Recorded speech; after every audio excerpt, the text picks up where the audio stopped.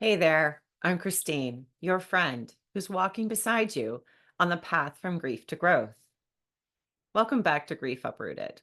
Before we start today's episode, I kind of want to do a little visualization. Back to school. Take yourself back to that little child who was getting all prepared for school, getting your notebook, your pencils, your fancy new backpack. Maybe you wore a uniform. And then think about standing at that bus stop, waiting for the bus to come. How excited you are. All those butterflies in your tummy. Will you fit in? What if the kids don't like you? What if the kids do like you? What desk will I get? What teacher will I get? But now I want you to add another layer to that. What if you're standing at that bus stop and the person that used to walk you to that bus stop was your mom or dad?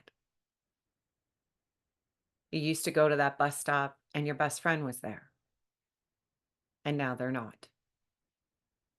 You now walk the sidewalk alone or with someone else. We don't realize the impact that grief can have on our little ones. And when we pack them up and we send them off to school, the grief goes with them. It isn't something that we can leave behind at home. It's something that goes with them. It's silently, invisibly packed with them. In today's episode, I'm going to introduce you to Tracy Hofland. She is a former youth counselor for the Niagara District School Board. Her and I really started ventures together when the schools were overwhelmed with grief, particularly a few, and we introduced the H.U.G.S program, Helping Understand Grief Sessions. Not only was I able to train the youth counselors of the school board, of both Catholic and public here in Niagara, Tracy and I actively ran a H.U.G.S program. We monitored it, we kept the results, we did case studies, and it was amazing. We had students who went from literally recognizing that they were bullies, and they were bullies because their grief hurt so very much. And they hated that others had moms and dads, and they didn't. That others were happy, and they were sad. We saw behaviors such as screaming, wetting our pants, to even lighting fires. And all these behaviors started to subside. Teachers started to talk about the fact that they started to integrate more into the class, communication became better, and academically, these students started to succeed. You see, when we make sure that our youth are dressed properly, they have all the things they could possibly need, but there's one thing they do need that we don't see, and that is support and grief. And grief comes in so many different forms. It's not only the loss or death of a loved one. The H.U.G.S program ran in schools about bullying, about divorce. Grief is so universal, and it comes in so many different forms. And not everyone is equipped to handle that. Not everyone is comfortable in handling that. So in today's episode, we're going to equip you. We're going to equip you as a caregiver, a parent, a teacher, and help you with resources, ideas, and even just having the conversation on how to deal with grief in the school setting, how to deal with grief in students, how to make sure that your little one, big, small, however old they are, that their invisible grief is no longer invisible. There's a pocket in that backpack that carries a journal, a grief stone, possibly something of their loved one, and so much more. Let's go. Welcome to Grief Uprooted, a podcast dedicated to sharing your grief stories. Together, we embark on the mystery of one's grief journey as they learn to live, heal, and be courageous in a world rooted in trauma. Join myself, Christine, in an open discussion to help you uproot the grief in all our lives. I am an award-winning author, professional speaker, and humanitarian in the field of grief and trauma. I want you to be part of the discussion. Welcome back to Grief Uprooted. As promised, I am super excited to have Tracy Hofland here with me. And before I start every episode, Tracy, I love to ask people their grief story. And I guess love maybe not the right word, but I really don't believe that anybody is brought to working in grief, or it doesn't just happen. There's always this story behind there that brought people to the world of grief, and really does shape their lives. So I would love to know what brought you to this spot, and what do you do, and where do you live, so everybody can kind of get to know you. Okay. All right. So yeah, my name's Tracy Hofland, and yeah, in 2007, I lost my 17-year-old son in a dirt bike accident. And that particular event has since then shaped my entire world, let's Mm, say. Um, at the time, I was a youth counselor for the school board of Niagara. Um, but even from then till now, grief has become my passion. It's not all that I work with, mhm, but um, it's where I'm most comfortable with, as like the hardest time in my entire life was also the moments in which I discovered a place where I understand. I mm, understand people on a whole new level. And I don't think that I would have felt comfortable in other people's grief had I not gone through the experience of losing my son. wow. Um, That's and actually, so if I can just interject, that that just falls so in line with what the mission of Grief Uprooted is, from grief to growth. Um, to be able to say that I'm comfortable here, that this, pain brought a different light Hmm. to you. That's actually very beautiful and sad, but um, go on, go on. Whether it be children or whether it be adults, moms, I just remember and understand on a whole new level. It doesn't matter like what I've learned in school. Mm, It matters more the experience that I've had to understand not only their level of pain, but the things that I needed, the things that I didn't mm, have at the time, and the support, and just like being present with them, and how so important that is. But I noticed in my own grief that grief is an area that if you sense that nobody's had a real experience of grief, mhm, it's like they're often turned off to listen to you. mm, Even as a counselor, I am today. I felt when I started in counseling, that first week after losing my son, sensing that somebody had not experienced that, and that they just basically told me to come back as I needed it. And I knew I needed it. yeah, to Knew I return. needed support. Yeah, And I knew I didn't know what to do. yeah, And it was so foreign to me. And you feel like you're losing your mind, but you're not losing your mind. yeah. It's just the grief process.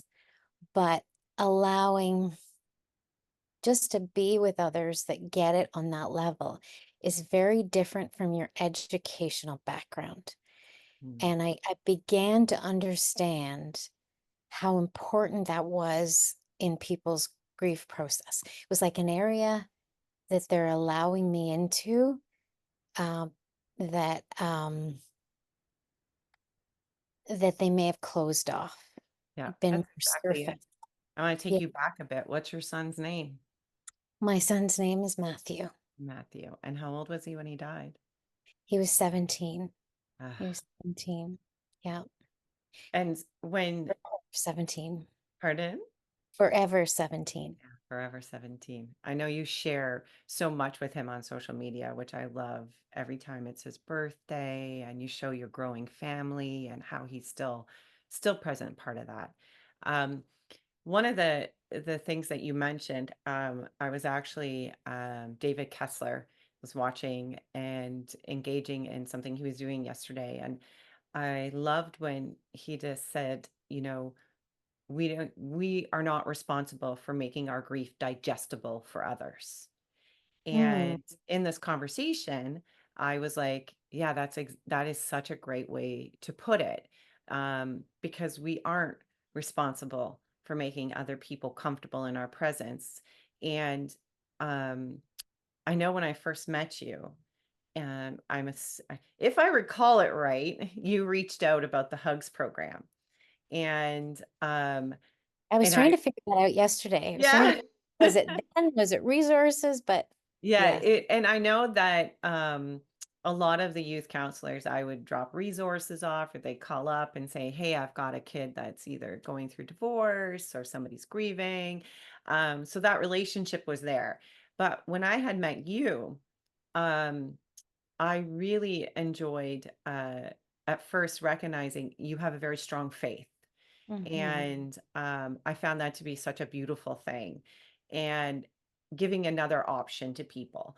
But you also had this ability to allow that to just lie where it needs to go so that people felt comfortable to open up and talk to you. Hmm. And then when we had decided how would we bring a hugs program in, and just hearing your past story, um, it really it mended together very, very well. And when we actively decided to run a hugs program at a school, um, that's when I realized this woman is very passionate about grief and helping people. And it was a natural for you. It was just such a natural. We interrupt this podcast for a dirty moment. My dirty moment is when we had lost my son and I was in the ambulance following the cop car with my husband in it. After that, every time I saw a cop car, I would have to pull aside or pull into a driveway and talk myself down. I no longer need to do that because I've went through trauma processing, but that was my coping mechanism at the time. So today's topic, when we look at preparing kids for school and if they have something that's with them, um, would you have, like, in doing the hugs program, maybe we should start there and just kind of look at, was there anything that really kind of shocked you out of running that program or working in the school system where you felt like, hey, this is what children need when they're grieving and going to school? Well, I know when we did the program, it was the overall realization of the number of Mm, kids, and they were not connected. yeah. Like they were all kindergarten to grade 8, and they had no idea each one existed as far as, unless it had been very recent grief. It Mhm, had all been kids that had lost a parent during the time they had been at school. mhm, So they really had no idea who they all were. And the most beautiful part for me was the coming together and realizing they're not alone in mhm, their grief, because they often feel alone in their classes because their friends don't really understand what they're experiencing. But these kids did without saying a word. yeah. They totally understood each other. So that just sort of blew me away. You know, how the beauty in that like tended to grow out of just finding each other, the simpleness of finding each other. Yeah. And I think that's one of the key things of groups like that. And when you're Mhm. young, you don't have the opportunity because mom and dad are grieving or Mm. grandma and grandpa are grieving. So they're not actively taking you out to a hospice or another program that's offered for children because that wakes up their grief. So if it's in that environment of the school system, um, then you have that opportunity as a child or youth to attend this program or to be part of a group of children who are grieving. In that group, I was so touched at a Christmas moment when I had said, "What's your wish for Christmas?" And or what did you want for Christmas? That was it. That was the question I asked. And the one child said, "I would love a funeral." And Mm. my heart broke. And Mm. I'm not going to apologize, but my heart broke because that little one never got to attend the death of her mother.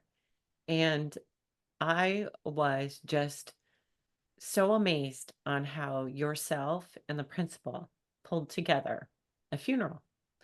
And when I showed up that morning, I remember you were dressed really nice and we were all dressed up and we walked in and the kids were so excited to have a funeral, go to the graveyard and show us, where their loved ones were. And the principal came out and was feeling horrible that she might not be able to do this. And, Mhm. you know, it was amazing how we reassured her, that's okay. You're the Mhm. leader of this school. You're at the helm of this school. You stay here and Mhm. we've got this. And it was just beautiful. And that program showed me that there is such a need for this type of stuff. And I felt like every school you went to, they were blessed to have you because you were bringing this other aspect to it. And then when I went to train those youth counselors, you know, I was not shocked to hear that grief was not part of the training. That's not something you're taught. You're not taught that in psychology. I'm amazed when I have people on with doctorates and they say, never once did anybody talk about grief. Mhm. And, we realize that grief is not considered a mental illness until over a year. You're still in that process. And that's when the government recognizes it as a mental illness and you get assistance with it. But there is that year where somebody is grieving and they need that support or that child needs somewhere to go. So in saying all of that, I would love to just first ask, what would you put in the backpack if you were putting your little one off to school and they were grieving? What would you say for parents to kind of send with them? Mhm. It's a good question because I know we were all about creating space for them Mhm. within the building, but to put in their backpack, maybe a picture Mm, or something that has to do with a memory um, that they could take along with them. So a picture of their loved one, mhm, um, a stuffed animal, and I know there's a very different thought around that, but we were creating space for kids to leave class at mhm, times throughout the day if needed be, to have a space um, to sit and just switch off, right, with an adult. And so, yeah, because many kids, just like adults, mhm. like to share Yeah. about that person they love, right? And yeah, and to be able to share that with somebody that has never met that person. Mhm. Now, not all kids want to do that. Some kids want to keep that private. That's fine too. But something that reminds them, because I know we created like comfort boxes and that type of thing. Would you put that in the backpack? But things that are important, maybe pictures of favorite memories to share Mhm. with a trusted adult, right? About that. So when they're sitting in that space, being able to have that conversation. Because I think being able to listen, and it's not a person that they're worried about the reaction, like another parent or another loved one. Just creating that space, I think, was so key Yeah. to do that. And I But think they, with a stuffy, mm, I was with a little guy. He liked the smell. And mm, I realized mm, it was the smell of his dad. So mhm, that's a great idea. Or I've cut pieces off clothing because it yeah, has the smell of their parent. And I know when loved ones have died, I've seen people put clothing in a garbage bag and tie it shut. And when you open it, it's amazing this how your senses yeah, come yeah, in because mhm, it sounds ludicrous at some time if you've never experienced this, but if you're a child and that triggers your senses to make you oh, go, oh, that's my dad. Um, we often I suggest like a journal, a love, I call them grief stones, and it's yeah. just stone to play with in your hand. Um, Pocket hugs, we call them. yeah. Uh, take along with them. Absolutely. Mhm. Yeah, and I'm gonna just jump ahead. Maybe I know we were gonna introduce your books at the end, but also I noticed with your books talking about emotions and things. Mhm. Would that be something suitable to stick in there? And if somebody wants to write instead of just a blank journal, this might give them the heads up on to be able to write their emotions down and things like that. Mhm. Yeah, I find that a huge need when grieving. But for any child, learning about their emotions and what's happening in their body and where it's happening and how to calm down. But journals are so key. Journals that I ended up writing, space to draw or write, Mhm. because some kids love to do either, or some kids love to do both, right? And it's so taking that along with them, um, to do that, to in that space, or to pull out in their free time. Mhm. Uh, it could be, yeah, because sometimes the teacher will allow them when they're supposed to be reading to do that. Yeah. It's really important to have conversations with those teachers about that your child is grieving Yeah. so that they can make, um, just so the child knows that they can do things that aren't maybe don't exactly look like the other student, but they can lift out their journal instead of a reading book, Yeah. right? So they can do that and they can ask for help and they can go to the bathroom if they need a break, right? They can maybe go talk to their favorite teacher or whatever in the building. And that Uh, makes it acceptable. That makes all of a sudden yes. grief is acceptable. And Yeah. that's our ultimate goal, that this is, grief is acceptable. We're so willing to accept so many other things in our school system. Um, but this one thing we're not. The other thing I noticed, and I'm curious why you left the school board to start your own practice, but while in there training them on the HUGS program and having emergency grief um, boxes and things like that for everybody. There were some people who just did not want to do it. They were like, I can't do this. I don't know how. And, I share the one youth counselor because he was dead against it in the beginning. And I was amazed because at the end, he actually invited myself in for the empathy program with Cora.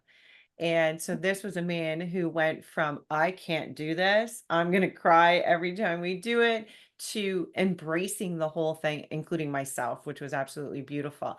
And, saw that now this was a topic he was approaching. So why did you move from the school board into your own practice? Okay. So I was 18 years with the school board, Wow. um, and not able to have the time with families that I really wanted to. And grief was not a specialty anymore. I know when you and I first started, I was able to be way more involved in grief and take courses and different things. And just our job was changing, and we were getting more into classroom work and less one-on-one work. Mm, And I also felt that my faith was colliding with certain things. So I really felt like the time the time was now to step out of the boat.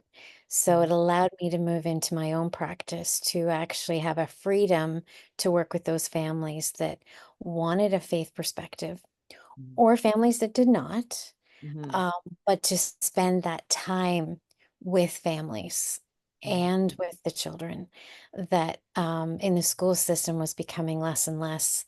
Um, but I don't have the freedom, didn't have the freedom to spend 50 minutes with a child, that's right. because I would have a huge list of kids to get through. And I would have to, at that point, be in multiple classrooms and um, trying to do multiple things. But yeah, and as getting older too, and just been wanting to control my schedule a little bit more and that, but it's been the best thing ever. I absolutely love what I do. We've Mm, recently moved to Niagara Falls, mm, and I'm actually on the edge of Chippewa, but I have a home-based practice, but it's separate from my home. nice. And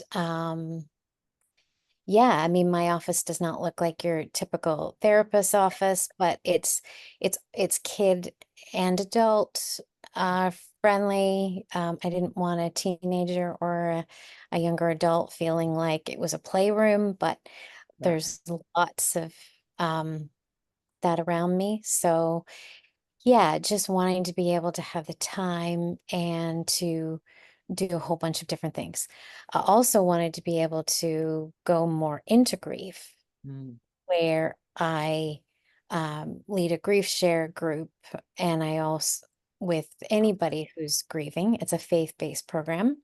mm, And then I also work with moms who've lost children through Perch in Niagara Falls. So I do that on Friday morning. So my it's just given me more flexibility to do different things, yeah. and I love it. I really do. I love what I do. There's not too many people that say that to me. There's so many. Yeah. I found my people on Grief Uprooted. Everyone I interview, they're like, I love my job. I'm like, you know how refreshing that is to hear? Because I'm like, I'm so excited. Tell me your story. And they're And where you know what you just said about like colleagues, my previous colleagues of mine? Yeah, there's a lot that would tell me that I'm not comfortable in grief. And I knew why. It's because they didn't have their own major experience in grief. So they felt very scared to actually approach that with kids and families, right? And I get that because had I not have my own grief experience, I might have been the same. Yep. Yep. And when I do a training, so I'm now do Camp Soar, Hmm. Rise for corporations and hugs trainings, and then offer certifications in grief, trauma, recovery support. Everybody that comes to me with says, well, if I didn't have anyone die, I don't know how to do this.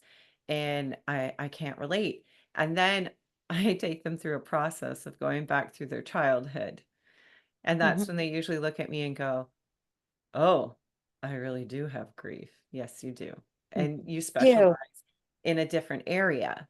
So your grief might be experiencing parents who were alcoholics. Your Right. grief might be divorce. And then there's, your grief might be the loss of a son, a loss of a brother. Mm. We all have it, but it's what level of intensity. And one of my frustrations is that everybody just goes grief is death Mhm. because I Mhm. find the perhaps for me, I'm going to say, because I don't want to take away from anybody else, the most impacting was death. Like the death of my brother was the most impacting on me. But when you have deaths that occur after that too, they Mhm. still impact you. It's like a double whammy. And then you have other areas. So I really believe that sometimes people are just avoidant and are like, I just don't want to do this. I just don't, which is perfectly fine.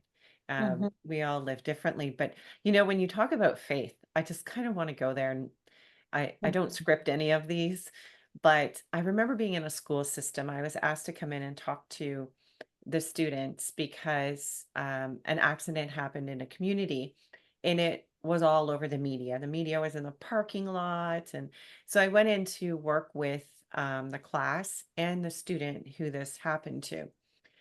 And I sat down with mom and dad, and on my assessment, I said, could you please tell me um, your beliefs? And they said, we have none. I And was there with you. I remember that one. I was thinking that. yeah, and I was like, oh, and I remember going, 1 second, and sitting there for a second going, well, where's this child's loved one if they died? Mhm. So then going back to that and going, please tell me what happens when someone dies. Like, what is your belief system? It does not matter to me what Mhm. your faith is. I am here to serve you. And whatever your belief system is, I honor. And Absolutely. they looked at me and said, we never considered it, so we don't know.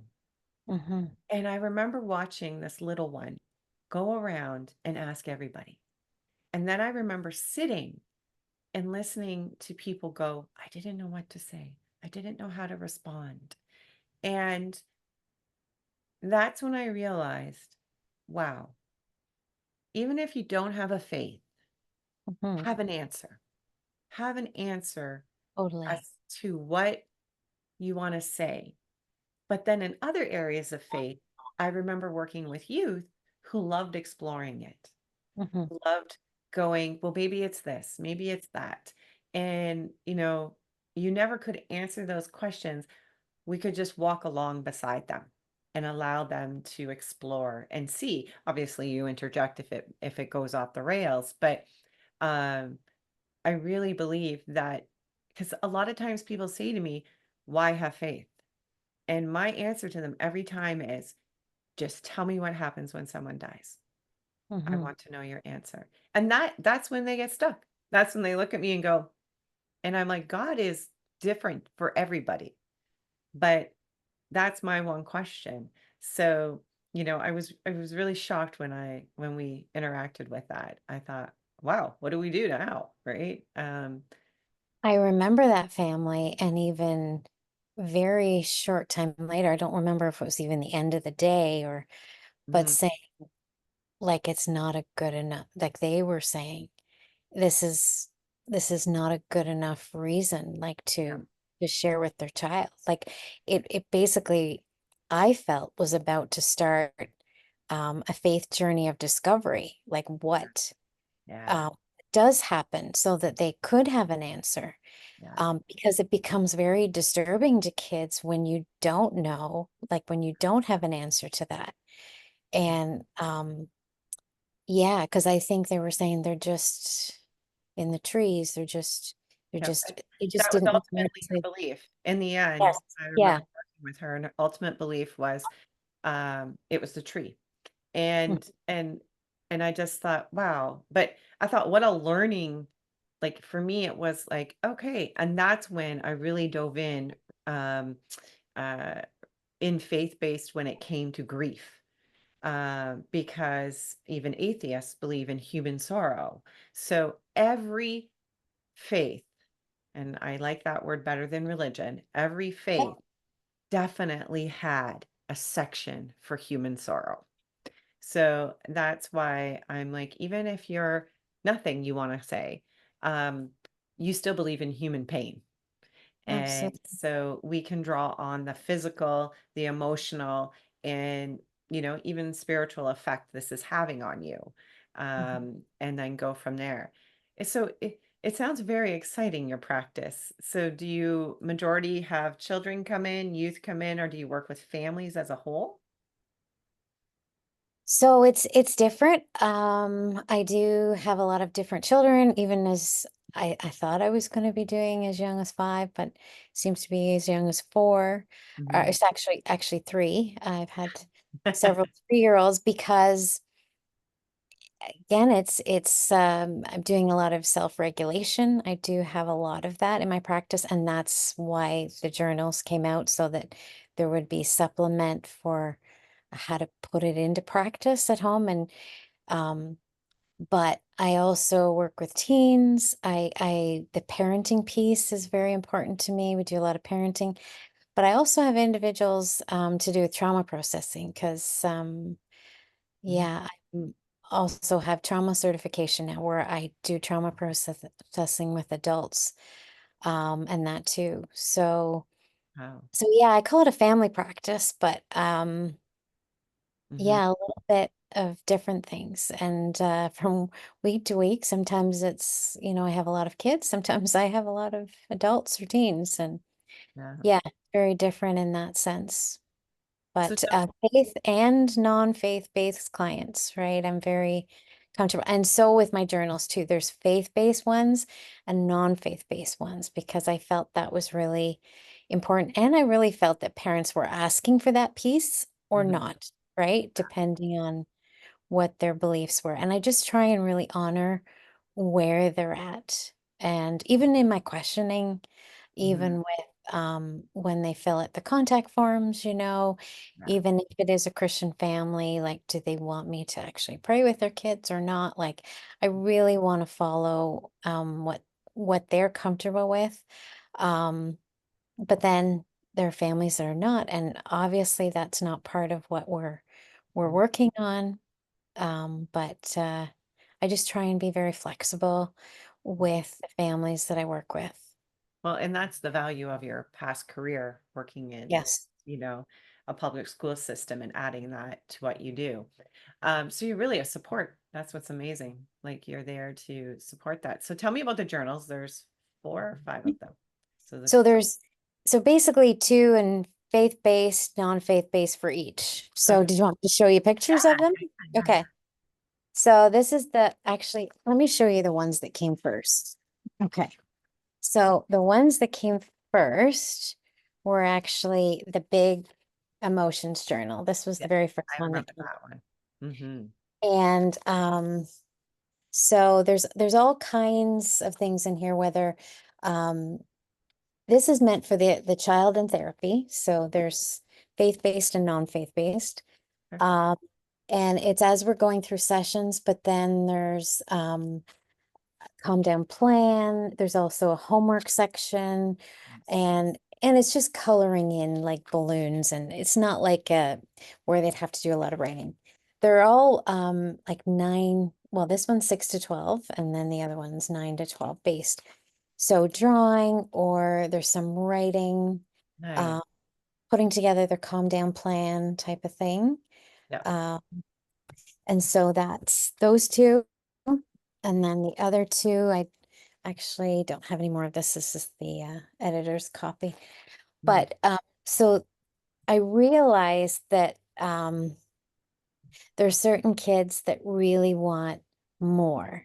mm, So this goes in further detail, very, very similar, but then has sections to do with sleep. It has sections, I mean, of course, there's happy place and relaxation place. There's also lots to do with the brain and learning about the brain and the connection to the body, mhm. um, and your body signals. But then there's lots things you can say to yourself when you feel angry and your thoughts and feelings. And That's so good.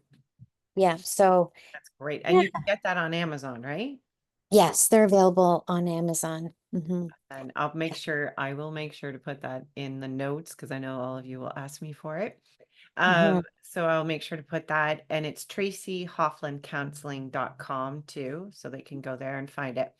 When I was working with children that were in that 12 to 13 year age, that's, you mentioned one part of it, they wanted to go more in depth. and parts of the body and stuff like that. They do. They really do. I know working with that age range, I know it's a very difficult age range when you're transferring from like grade 8 to grade 9 or grade 6, Mhm. 7. And that's something I often notice. They want to go a little farther in there and they want to learn a little bit more and go, and they're way smarter than you think when it comes to grief. People often think, oh, it's not affecting them. They don't know about it. And you're like, what? And they start, tomorrow's September 11th. And that was my first deployment, the first time Where's Robert was used. Over 6,000 were used in aiding the families. And I remember coming home. I went there October 11th, to October 11th, and aided families.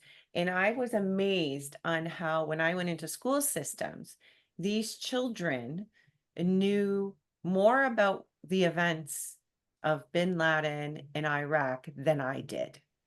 And then when I came home, and both Catholic and public school systems asked me to go in and share my journey and talk to the students here, they knew more.